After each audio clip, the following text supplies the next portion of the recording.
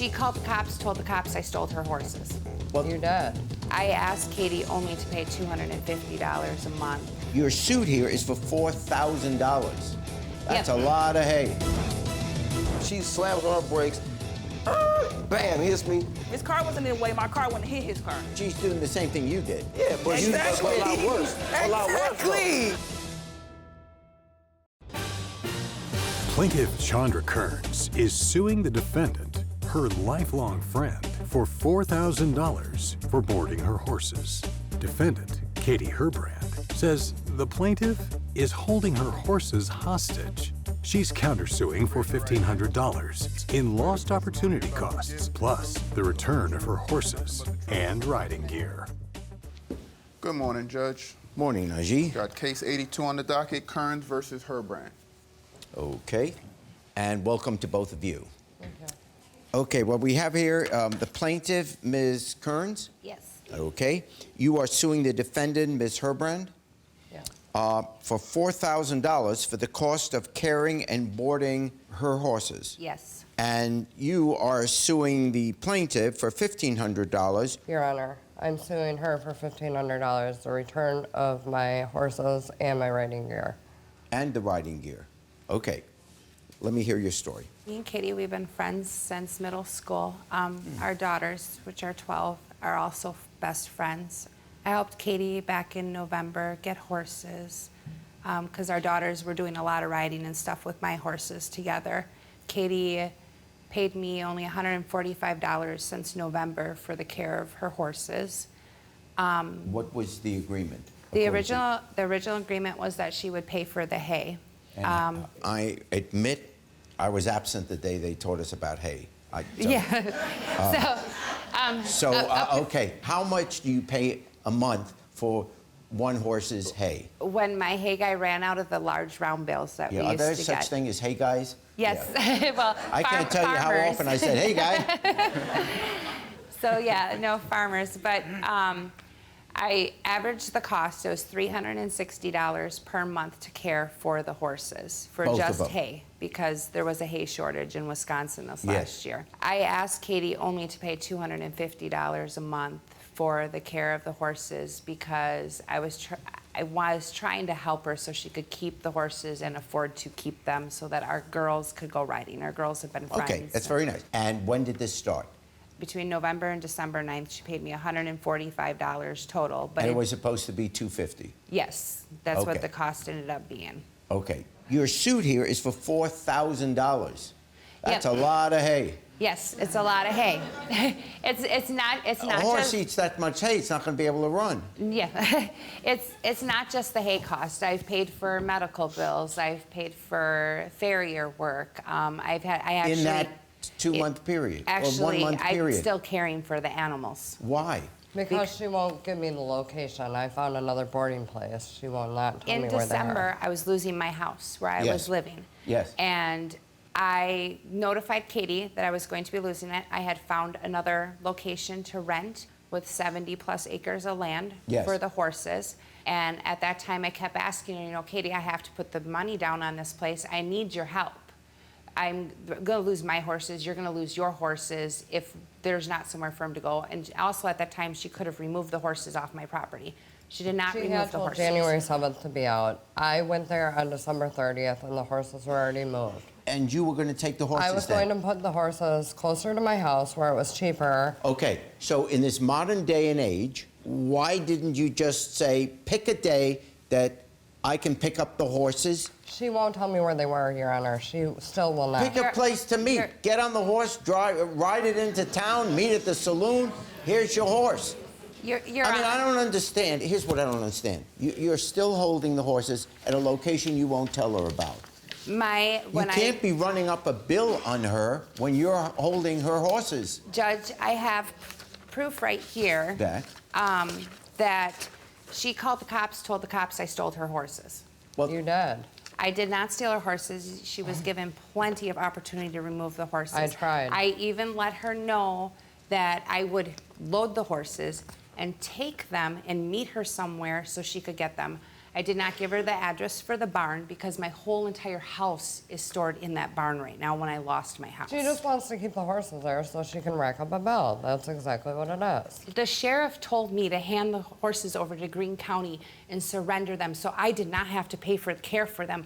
I didn't do that because I don't want to see them girls lose their horses. They wouldn't have lost them. I would have been able to put them in Well, you could have came and got them. I have tried. numerous text messages I do too. asking Let's see to come. let's see the messages. I do too. Well, this is the report from the Greene County Sheriff's Department with the Greene County officer siding with me, stating that he told Katie that she needed to remove the horses. This is the police report, Judge. Your Honor, he told her to give her back my horses, and she never complied. I do have proof stating that after the sheriff, I contacted her 3 days in a row, asking her what time, where, and when. I even told her I was in the hospital, Your Honor. that I Okay. would walk the horses. Then you find another day when you're out of the I've hospital. tried, Your Honor. I have text messages to back those up. These are messages here, sir. from Here are the look at messages. those What are the messages messages. saying? Let me read the Her messages. trying to reschedule picking up the horses. You say, I'm hoping to Address. feel better tomorrow, but I want the address to the new place and where the horses are. And you answered, I need to be paid, then I'll take you over. This is in January. How much did she owe then? In Still the $100? $45.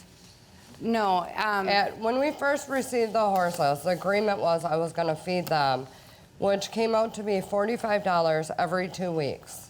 Then it went up, but I think she wanted me to give her money for her horses. Let's say it was 45, let's say it was 100, let's say it was 200, $400. There's a big difference between the $400, which could have been solved then, and the $4,000 you're asking for now. You know, this is $2,000 more. You're in the Kentucky Derby. Judge, it's 6 months of care for horses.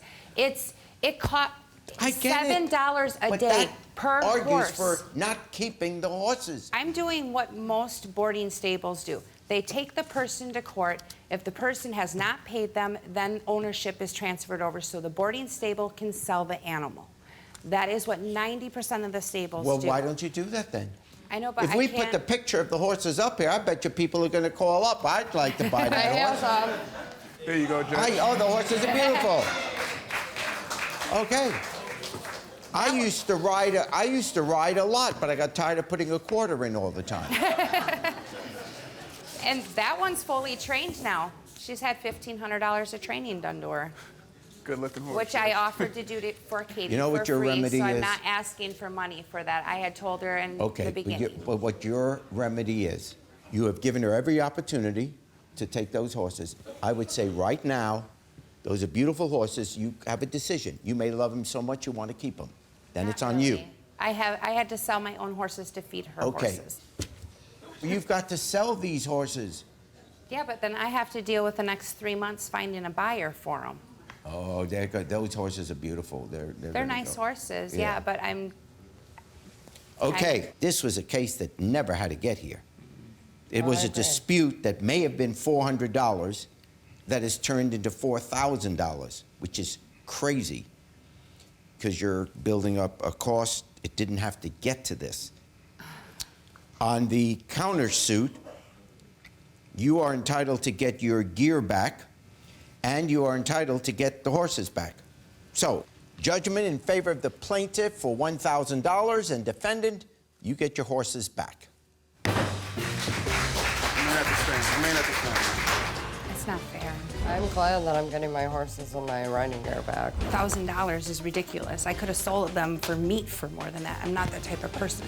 I mean, had she give me my horses back in December when I had a new boarding position, it would have never got to nothing. I'm mad, very mad. Plaintiff Robert Jones claims the defendant caused a 3-car pileup. He's suing for $5,000 for damages. Defendant Amina Ishmael claims it was the plaintiff who caused the accident, not her. She says she owes nothing. Do you swear the testimony you're about to give is the truth, the whole truth, and nothing but the truth? I do. It's case number 126 on the docket, Jones versus Ishmael. Oh, okay. And welcome to both of you. The plaintiff, Mr. Jones, you are suing the defendant, Ms. Ishmael. You are suing her for $5,000 for car damages. What happened? Your Honor, this irresponsible driver, okay, hit my car when I finished the Uber shift. I was trying to go home. You're an Uber driver? Yes, I am. Okay. It was snowy conditions. I was at a T intersection. I was trying to turn right, and you know, I skidded a little bit because the conditions were bad.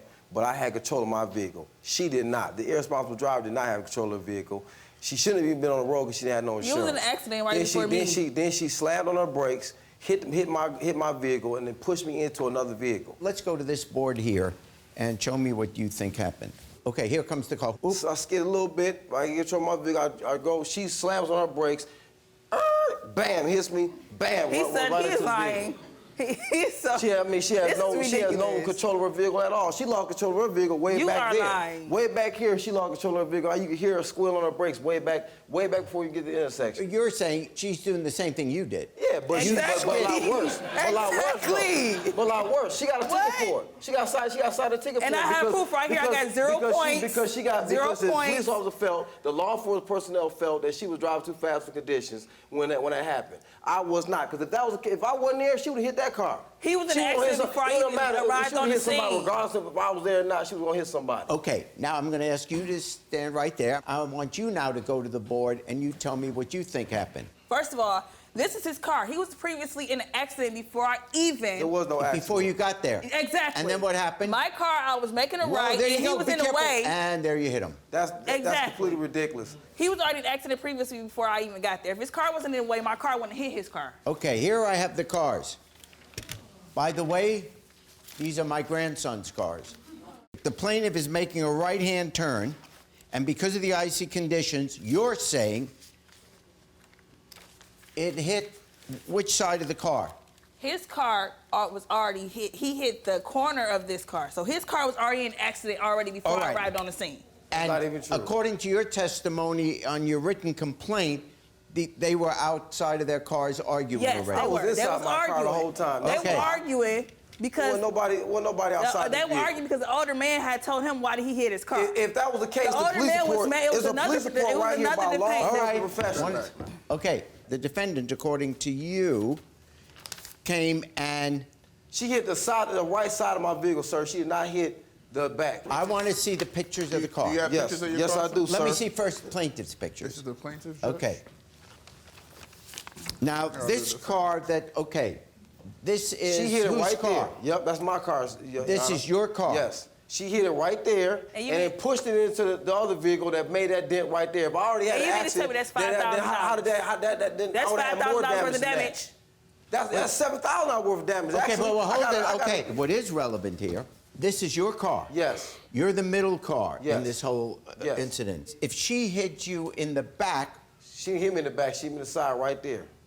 She hit you in the side of the car? Yes, she hit the side of my... Yes, because I completed the turn, and I was going down the T, down the stem. He was previously already in an accident. She hit my vehicle and pushed it into the other car, which is the other dent right there on the left side right there. She pushed it right in there. She had to pull her car off, detach from my car for me to get out my vehicle. That's a lie. It was a complete ice. But I got a police report, Your Honor, that shows totally different story than what she's saying. None of that happened. None of that came up. If that would have came up, she wouldn't have got a ticket. The police officer didn't get none of that. All of a sudden, this new little fancy story comes up that we were out the vehicle and we're able to stand there and while she crashed into the car and not get ran over. You definitely were out the vehicle. That didn't happen at all. It was two accidents in one. Here's the police report right here, Your Honor. All right, hang on. He's saying your car hit the side of his. Yep, with that corner. It does show that the corner of his car... Right, but he's saying that I smashed his car into the other car. She did. No, he was already in the accident before I arrived on the scene. The police officer would have said that in the report. Stop speaking. Let her speak. And then on top of that, I got a ticket. If it was my fault, then I wouldn't have beat the ticket. I went to court for the ticket. I beat the ticket. They moved it down to double park, and I got 0 points for the ticket. She didn't beat the ticket. They just dropped it down. Okay, here's the deal. Money for it. What they do to everybody, they get a ticket. There wasn't great driving by anybody right here because there were icy conditions, and you're supposed to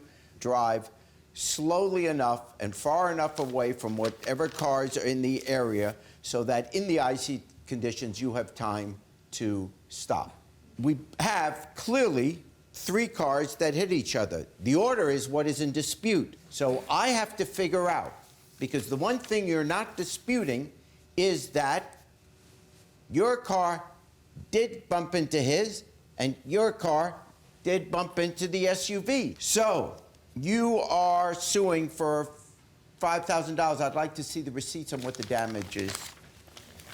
He probably knows somebody that worked there. Yeah, no, I think not. Definitely. The damages are more than the amount you're allowed to sue for. Can I say one thing, y'all? Yeah. I drive for a living. This affects my income, okay? People go to see that, when they see an Uber pull up, I get it, I understand that. You wouldn't drive in that car with your wife if you see me pull up there. You think I'm an unsafe driver. Say, you got a bunch of dents in your car. I understand. Who going? I understand your car was damaged. I get it, I do. I want to see the police report. Nothing in there is talking about no previous accident. When vehicle number 2, that's you, the plaintiff, was southbound on Haggerty, turning right onto Tyler. Vehicle number 2, that's you, spun out. As it did, vehicle number 1 was also on Haggerty, turning right. It spun out and struck vehicle number 2, the plaintiff, which struck vehicle number 3. Exactly. Intersection was complete ice. Exactly. All right. As I said, there's no question you hitting him was part of the negligence. I'm not saying he wasn't negligent too, perhaps, and I don't have to resolve that question. He's suing you. And because he's suing you, the only question I have to deal with is whether you were in any way negligent, and if you were, how much of the damage that he's shown us, how much of that you're responsible for? It's possible you were responsible for very little, if in fact most of the damage happened before you got there, or maybe you were responsible for a lot of the damage if you did indeed hit him and force him into the SUV. His car was in an accident previous before mine. If his car wouldn't have got into an accident before mine when I turned the corner, I would have never hit his car. There's no question in my mind that the conditions were horrible. It's in the police report. It's in both of your testimony. That is not at question. There is not enough proof to say that you're responsible for all of it. When I look at the police report says that you, the plaintiff, spun out of control, as you admitted, and that was part of the reason you were there and hit the SUV. So I am not at all convinced that without your driving inadequately at that moment, that you didn't cause most of the damage. I find you both negligent, but the plaintiff not as much as the defendant. Most of your suit, I have to say no to. I find for the plaintiff in the amount of $1,500. You shouldn't even been on the road driving. You ain't got no insurance. You shouldn't even been driving at all to begin with. I'm not the one that really caused the accident. It was negligence on his behalf, and he was already in an accident before I even got into an accident with him. All the damage on my vehicle is all from that situation.